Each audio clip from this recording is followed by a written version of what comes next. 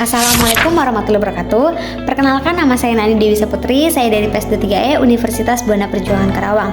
Di sini saya akan membahas mengenai salah satu aliran filsafat, yaitu tentang empirisme. Apa itu empirisme? Empirisme adalah salah satu aliran filsafat yang menekankan pada pengalaman indrawi sebagai sumber utama pengetahuan, di mana pandangan ini berlawanan dengan rasionalisme yang bisa menekankan pada pemikiran dan logika sebagai dasar pengetahuan. Beberapa filsuf yang terkemuka dalam tradisi empirisme termasuk John Locke, Gerge Berkeley, dan juga David Hume. Mengapa sih empirisme ini menarik untuk kita bahas? Karena salah satu alasannya adalah keberpijakannya pada pengalaman nyata, di mana empirisme menarik karena memberikan perhatian yang besar dan pengalaman indrawi dan observasi langsung. Ini membuat pendekatan yang lebih dekat dengan metode ilmiah yang digunakan dalam sains modern. Yang kedua, karena pendekatan skeptis terhadap pengetahuan, di mana empirisme mengajarkan skeptisme yang sehat terhadap pengetahuan, yang tidak dapat dibuktikan melalui pengalaman langsung, namun mendorong verifikasi dan bukti konkret sebelum menerima klaim sebagai pengetahuan. Yang ketiga, karena pengaruh pada pengembangan ilmu pengetahuan, di mana pandangan empiris telah memainkan peran penting dalam perkembangan ilmu pengetahuan modern. Metode empiris itu yang mengandalkan observasi dan eksperimen, yang dimana menjadi tulang punggung dari banyak disiplin ilmu. Nah, alasan aliran ini menarik bagi saya karena pada empirisme ini pendekatannya yang pragmatis dan berbasis bukti dalam dunia yang penuh dengan klaim dan informasi yang seringkali tidak dapat diversifikasi.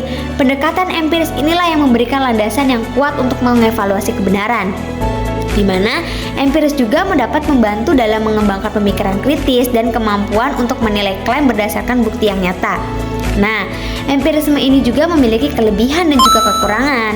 Kelebihan dari empiris salah satunya adalah objektivitas dan verifikasi, di mana empirisme ini mengutamakan data yang dapat diversifikasi, yang dapat membantu mengurangi bias dan subjektivitas dalam pengambilan keputusan.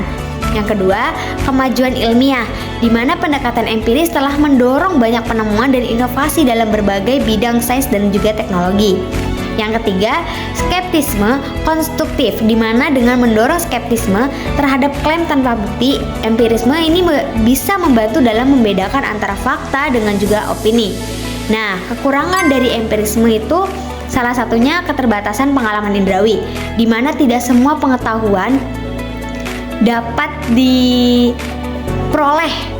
melalui pengalaman indrawi, di mana konsep-konsep abstrak dan metafisika seringkali sulit dijelaskan dengan pendekatan empiris. Yang kedua, relativisme pengetahuan, di mana penekanan pada pengalaman individu dapat menyebabkan relativisme, di mana pengetahuan dianggap bervariasi dari satu individu ke individu lain. Nah, yang ketiga, keterbatasan dalam penjelasan kompleks, di mana beberapa fenomena kompleks dan multidimensi mungkin tidak sepenuhnya dapat dijelaskan hanya melalui observasi dan juga pengalaman indrawi. Kesimpulannya, empirisme menawarkan pendekatan yang kuat dan beralasan untuk memahami dunia melalui pengalaman indrawi. Dengan memberikan fokus pada bukti dan verifikasi, empirisme ini bisa membantu dalam mengembangkan pengetahuan yang lebih objektif lagi dan dapat diandalkan.